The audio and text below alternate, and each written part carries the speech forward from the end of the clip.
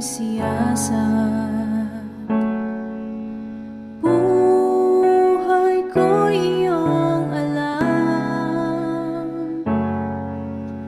ang lahat kong lihim, O Yahweh,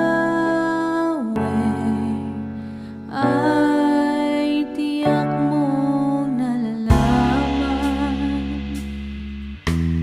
Ang lahat ng aking ginagawa sa'yo ay hindi lingid. Ang lahat kong lihim, O Yahweh, ay tiyak mo ngang nababati. Salamat, Panginoon, kilala mo ako. Ang lahat ng bagay ay di lingid sa'yo. Salamat, Panginoon, tinutuwid mo ako. Ikaw lang ang may alam ng aking patutunguhan. Salamat sa'yo, Panginoon.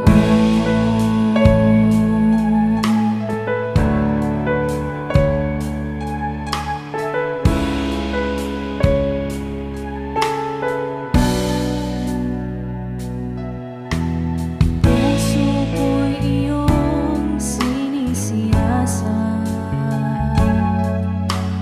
Buhay ko'y iyong alam, ang lahat kong lihim, O Yahweh, ay tiyak mong nalalaman. Ang lahat ng aking ginagawa sa'yo ay hindi lingid. Ang lahat kong lihim, O Yahweh, ay tiyak mo ngang nababati. Salamat, Panginoon, kilala mo ako. Ang lahat ng bagay ay di lingid sa'yo. Salamat, Panginoon, tinutuwid mo ako. Ikaw lang ang may alam ng aking patutunguhan. Salamat sa'yo, Panginoon.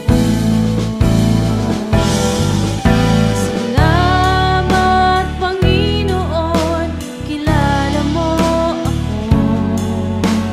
Ang lahat ng bagay ay di lingid sa'yo. Salamat, Panginoon, tinutuwid mo ako. Ikaw lang ang may alam ng aking patutunguhan. Salamat sa'yo, Panginoon.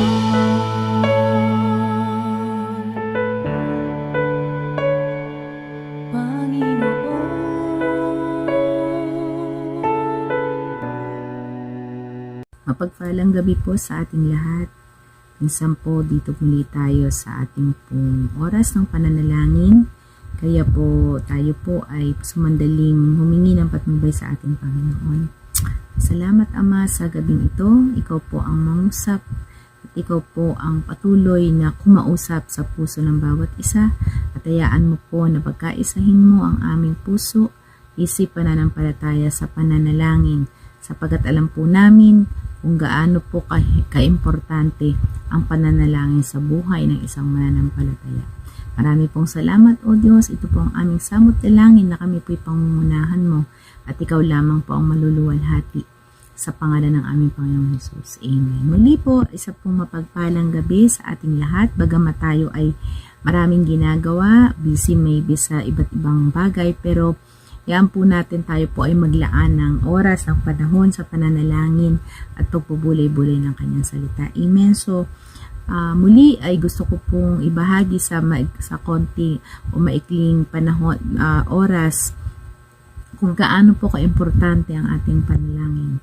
Gaano po the importance of prayer in our life. Amen. The importance of prayer. Gaano po ba ka-importante ang panalangin sa isang Kristiyano? Lagi po nating naririnig ito at lagi po nating itong pinapaalala. At hayaan po natin muli palalahanan tayo ng salita ng Panginoon kung gaano ang dulot po ng kahalagahan ng pananalangin sa buhay ng isang mananampalataya. Thank you, Lord. Sabi po dito ng Bible sa James chapter 4, verse 8 ng New King James Version, "Draw near to God and He will draw near to you." Amen. Ito pa lang po sa verse na ito ay marami po tayong makikita na kapag tayo daw ay lumapit sa Panginoon, ibig sabihin tayo po ay nanalangin, tayo po ay humingi ng kanyang kahabagan, tayo po ay lumapit sa kanyang trono, inilalapit po natin ang ating sarili sa pamamagitan ng pananalangin. At sabi po dito, the sure and the 100% na magaganap is what? Kapag tayo ay inilapit natin ang ating sarili sa ating Panginoon. Ano po ang sunod niyang pagkasabi dito? Then, and He will draw near to you. Amen? So, kapag tayo po ay nananalangin, tayo po ay nakakasigurado na ang ating Panginoon ay nakikinig. Sapagkat as we come and draw near to God, nandoon po, automatic na po dapat yung tayo po ay nagpapakumbaba, sapagkat pag ikaw ay nananalangin, ibig sabihin, humihingi ka ng tulong sa higit na makapangyarihan sa iyo at alam mong sa iyong sitwasyon ay wala kang magagawa o kulang yung kakayahan mo. Sa pamamagitan ng panalangin, tayo po ay tumatawag sa Panginoon, knowing po na wala pong bagay na mahirap sa Kanya. Amen? At sabi pa po dito, yan po natin na muli po tayong paalalahanan. At the same time po, kapag tayo po ay nananalangin, ay tinuturuan po tayo na mag-focus sa kung ano ang pinaka-importante. Sa ating pong pananalangin ay ipinapahayag ng Panginoon kung ano yung mga bagay na less important at kung ano yung pinakamahalaga. No, at ito nga po ay matatagpuan natin sa presensya ng ating Panginoon. So as we come, as we draw ourselves to God, He drawn near to us. Ibig sabihin, nire-reveal niya, ipinapahayag niya kung ano yung mga bagay na dapat nating pahalagahan at ano naman yung bagay na dapat nating alisin, bawasan, or mag-less attention tayo or not to put attention at all sa bagay na yun. At yun ay marireveal po sa pamamagitan ng panalangin as God Himself will draw near to us. Amen po ba? Sabi po sa Philippians 4, 5-7, let us be reminded by the Word of God. Sabi po dito sa New King James Version, "Be anxious for nothing, but in everything by prayer and supplication with thanksgiving, let your request be made known to God, and the peace of God, which surpasses all understanding, will guard your heart and minds through Christ Jesus." Napakahalaga po, ang pinakamahalaga pong part ng tao para po siya ay mabuhay sa kapayapaan or problema or pressure or stress ay yung condition ng kanyang isip at yung pong nararamdaman niya sa kanyang puso. Kaya sabi po dito, as we come to God with thanksgiving, let your request, kung ano man daw yung kahilingan natin, ibigay natin sa Panginoon lahat. And ano po ang sabi? Ano po yung susunod na mangyayari? And God will which surpasses all understanding will guard your hearts and mind. Amen. So, through Christ Jesus. So, napakahalaga po nun pag pinag-uusapan na po ang heart At ang mind, ito po ay napaka-importanteng sangkap at napaka-importante na malusog ng ating puso at ang ating isip. Why? Sapagkat kapag natalo na po ang isip at ang puso, ay naku po, ito na magsisimula na po na makakaramdam ka na ng iba't ibang bagay na magiging dahilan whether ikaw ay maging malakas, maging masigla sa pananampalataya mo, or makaranas ka ng panghihina at panglulupaypay. So, it's the condition of our heart and mind. Kaya po, dito ini-encourage tayo ng sulat ni Pablo to give all your request to God. Bigay mo sa Panginoon lahat ng kabalisahanan mo at ang panalangin may pasasalamat. Amen? Ang Diyos po ang mag-iingat sa ating puso at sa ating isip. Napakahalaga po nun, mga mahal na kapatid. So, ano po ang bibigay po ako ng ilang mga kadahilanan para talaga pong ma-encourage tayo to pray. Amen? Hallelujah. Sabi po dito, prayer can help us to stay hopeful in dark times. Amen. Yun.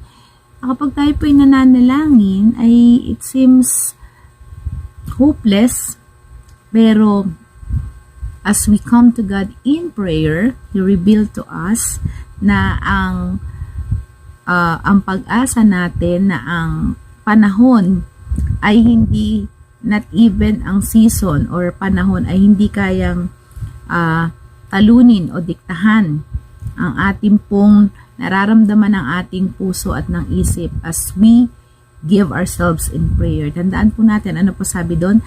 That God will guard our hearts and mind. So, yun, napakahalaga po nun. So, in dark times and dark moments of our life, as we come to God in prayer, ano po sabi?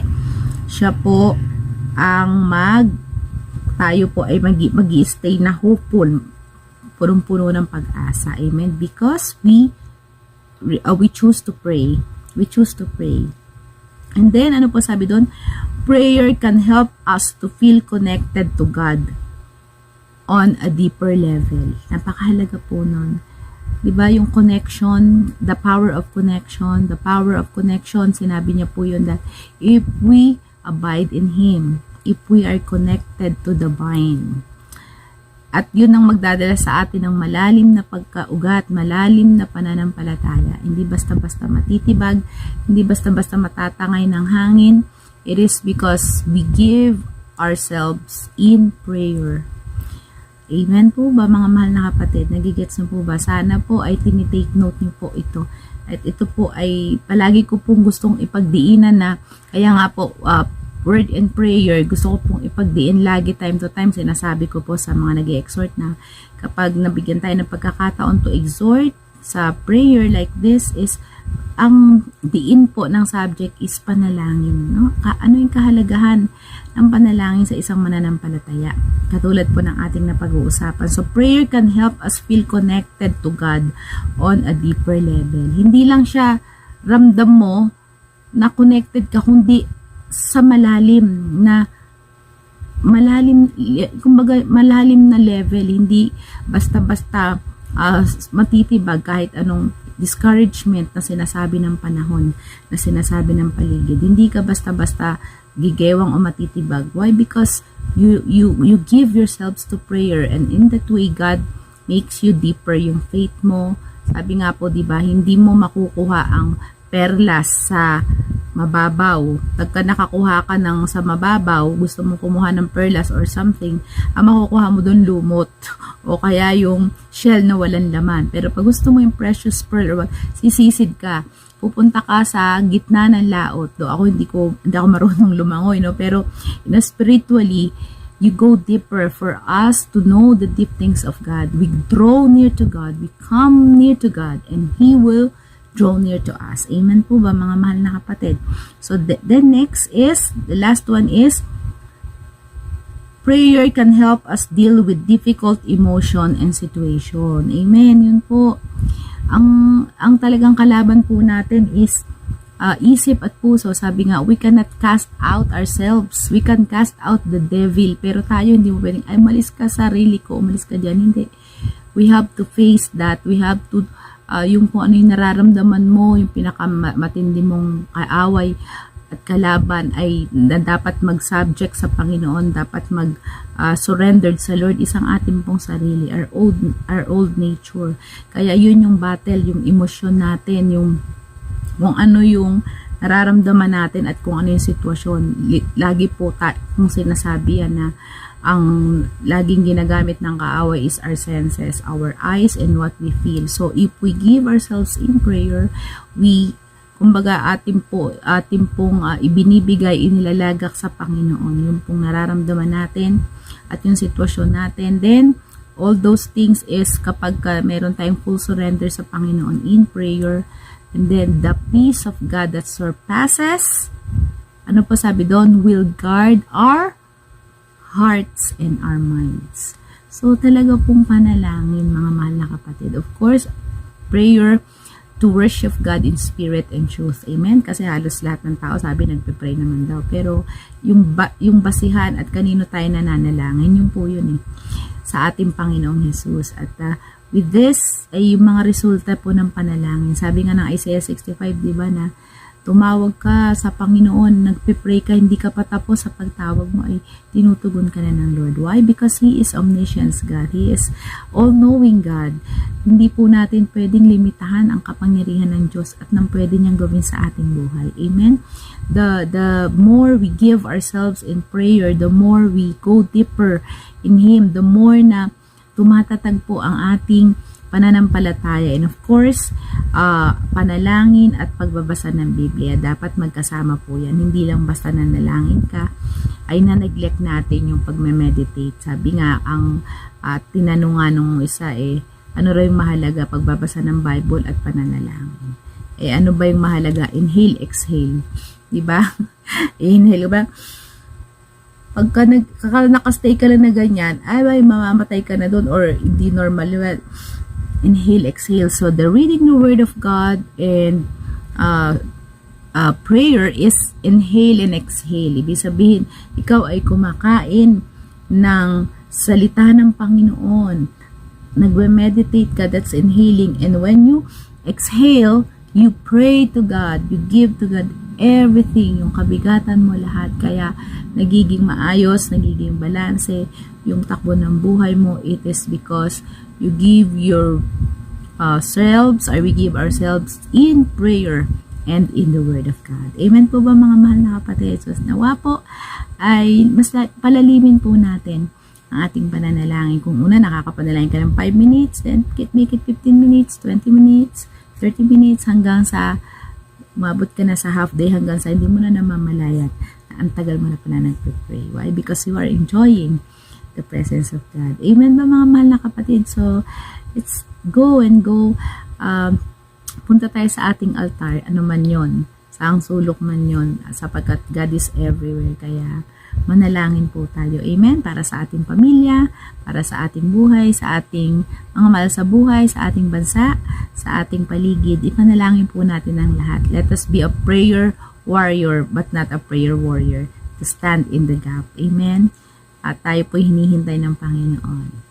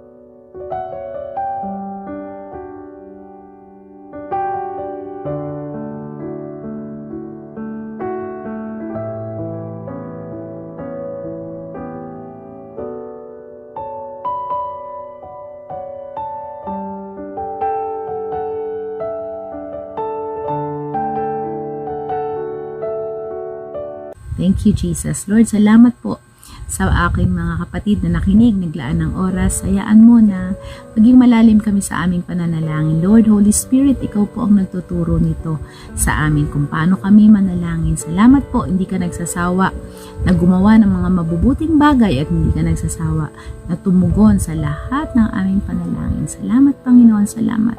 Sa iyo po ang papuri, kaluwalhatian, pasasalamat, pagsamba sa pangalan ni Jesus. Amen. God bless everyone. Have a great night.